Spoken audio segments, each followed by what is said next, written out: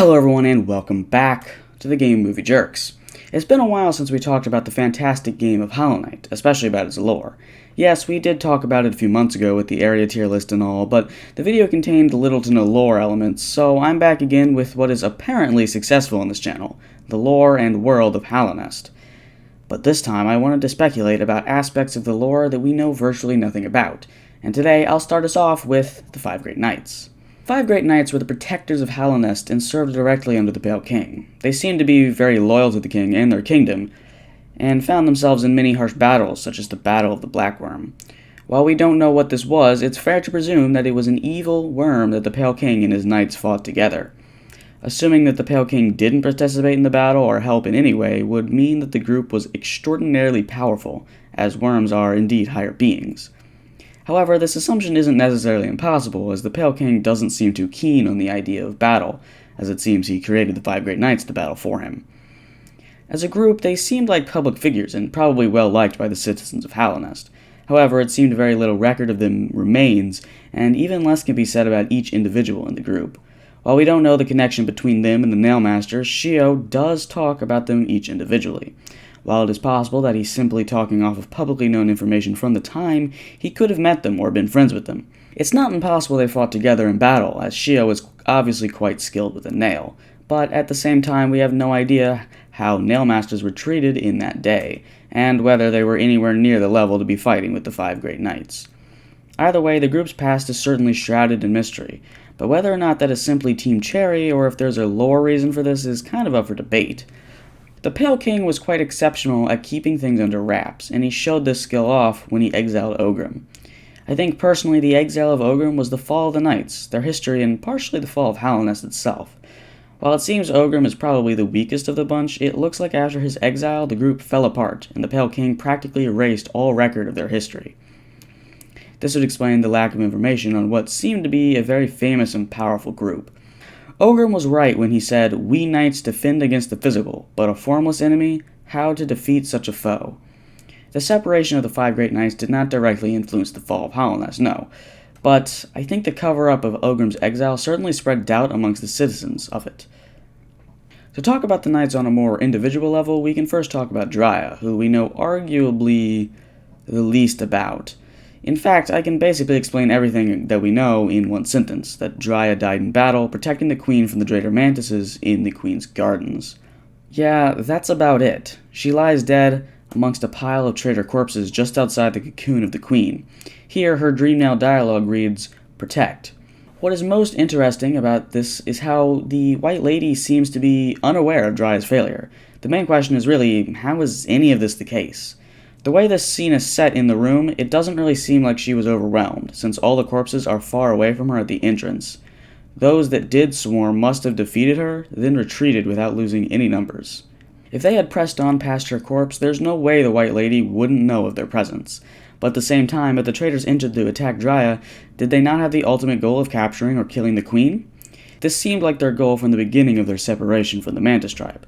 The Traitor Lord was never fond of the kingdom of Hallownest, and once in the Queen's gardens, he sought to drive her out and take the lands for him and his new tribe. Unfortunately, all of this is a bit more confusing because, of course, the tribe had taken on the infection as a way to become more powerful. However, I would argue this didn't really work, or at least give its full effect. While yes, the Traitor Mantises are stronger and more difficult to beat than the normal Mantises, their intelligence doesn't seem as particularly lacking as it should be. For one thing, they entered the gardens with a clear goal and were able to set up camps. Their effort to drive out the queen seemed calculated, or at least it was at one point. I personally think it is more likely that the full effects of the infection simply took longer to emerge due to the Mantis' existing strength, and thus they were able to make significant progress before becoming mindless. With only a shadow of their original effort left behind, they simply started attacking anything in sight. Rather than hunting Dryia down, I think it's more likely she engaged in combat, only to retreat and be mindlessly followed back to the White Lady's hideout. Afterwards, the Mantises had killed everything clearly in sight and left the cocoon alone, thus the queen had no idea anything had happened. Another mystery of the Five Great Knights lies within Isma's death. Isma seemed like she might have been one of the more powerful members of the group, but her powers were never really clear. She seemed to possibly control plants, evidenced by her grove and her tear giving immunity to acid. The extent to which she could do this is definitely unclear, but it seems that her powers definitely surpassed that of Ogrim's, and might not simply be innate, considering Ogrim's Dreamnail dialogue reading, Isma, so strong, teach me. Her powers might be from study instead of natural ability. However, for whatever reason, this line of dialogue became inaccessible after the Hidden Dreams update, so whether it's still valid is up for debate. If we are saying it still counts, then I do raise a question about Isma's response, Ogrim, there's no time. About how exactly there is no time. Did Isma know she was going to die, or was it because of the stasis of Hallownest? Why else would there be no time to train Ogrim, unless perhaps she's speaking to his exile? I personally feel like of these options, she knew she was dying, and I say this based solely on the fact that she died in her grove, surrounded by plants, which have to do with her powers. So honestly, I'm not 100% sure on this one or anything. And even then, we don't really know the nature of the grove and whether it's called that because Isma lived there or because Isma has simply made it her final resting place. Either way, there was definitely something up with Ogrim and Isma, and Ogrim certainly thinks highly of her.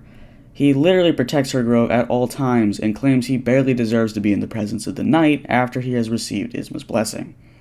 I of course want to talk about the most mysterious of them all, ze'mer. And it isn't just me calling her that, Shio would back that statement up. First of all, ze'mer is not from Hallownest, or any area near it. In fact, she was from a place called Lands Serene. We know very, very little about this place, other than that ze'mer and her delicate flower came from it. This of course means that she had to traverse the wildlands to get to Hallownest, and yet it sounds like her memories remain intact. Ogrim remarks on how he misses her stories, which I assume were about her times in Lands Serene. While I have no evidence of this, I guess I just struggle to imagine growing fond of stories if they were entirely made up. To me, this means ze'mer remembers her past, which definitely strikes a difference between her and another character we know traveled out there, Quirrell. Perhaps it was just the delicate flower, or just her mysterious powers, neither of which are something obviously Quirrell is armed with. However, we obviously know nothing about the delicate flower, other than that it has some interesting properties that all seem very powerful. It seems to interact with the void in a weird way, either absorbing it or breaking it down. The Godseeker mentions that the flower may be a piece of something much bigger, but also that she can't feel any resonance from it, meaning it probably isn't godly or from a higher being. ze'mer had also taken a lover, who happened to be the traitor Mantis's daughter. I do question how they met and how she died. ze'mer doesn't have any known connection to the Mantis tribe, and we don't really know how long ago all of this happened. The only possibility I have thought of is how maybe they met during a battle, since Hallownest and the Mantis tribe were known to clash, but be able to unite over defeating the beasts of Deepnest.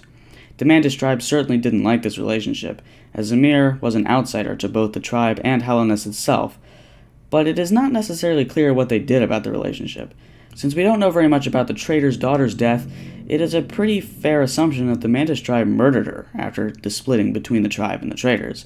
This could have been out of revenge for splitting of the tribe, or to put a definite end to that relationship. While you may be thinking that if they wanted to end the relationship violently, why would they kill one of their own? And just remember that ze'mer has this huge-ass nail, and it's probably, pretty powerful. Other than some weird little bits about ze'mer, that's most of our basic understanding of her background. After the death of the traitor's child, she became the Grey Mourner and went to the resting grounds to, mourn.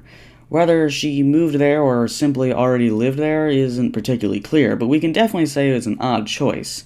As the home of the Moth tribe, and the Moth tribe alone, it is a bit weird for an outsider to be living there. But what is ze'mer if not weird?